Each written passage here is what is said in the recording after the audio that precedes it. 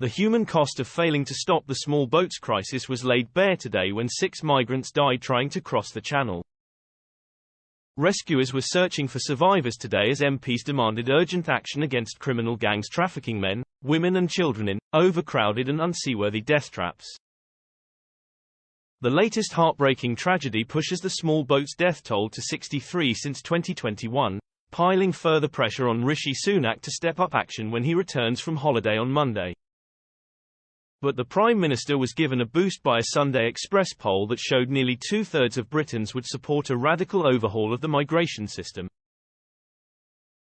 Tories have claimed that every move they make to deal with the problem has been thwarted by Labour, lefty lawyers, and activists. Conservative MP Marco Longhi said, "The tragic loss of life in the Channel was only a matter of time, and it will happen again and again until we deter people from trying to cross.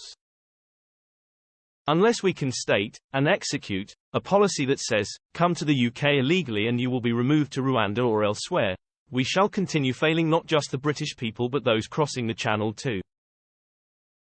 Tories also turned their guns on the startling incompetence of the Home Office, and stepped up calls for the UK to quit the European Convention on Human Rights to ensure asylum seekers can be removed to Rwanda and deter future crossings. Former Tory chairman Sir Jake Berry, who is calling for a Bill of Rights to supersede the ECHR, said, "We must put a stop to the vile people smugglers who trade in human misery and whose actions result in the loss of life." Similar pleas came from former Tory leader Sir Ian Duncan Smith and backbenchers in red wall seats. But the issue of ECHR membership is threatening to ignite a civil war within the party, with One Nation Tories, such as former Brexit Secretary David Davis, describing talk of quitting as a smokescreen to hide the failings of the Home Office.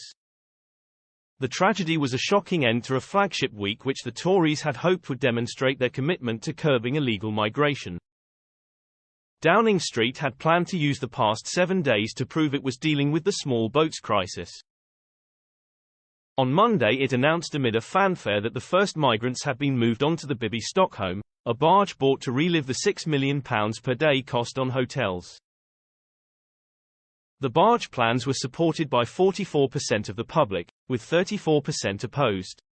Yet it descended into chaos when the occupants were evacuated following the discovery of traces of Legionella bacteria in the water system.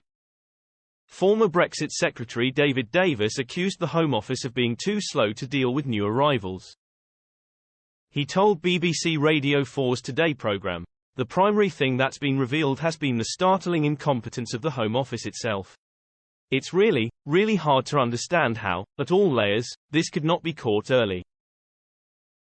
The senior Tory MP suggested the problems could be related to management of the department, not ministerial issues specifically, but added, even working properly, the Bibi barge would only take effectively 1 day of arrivals.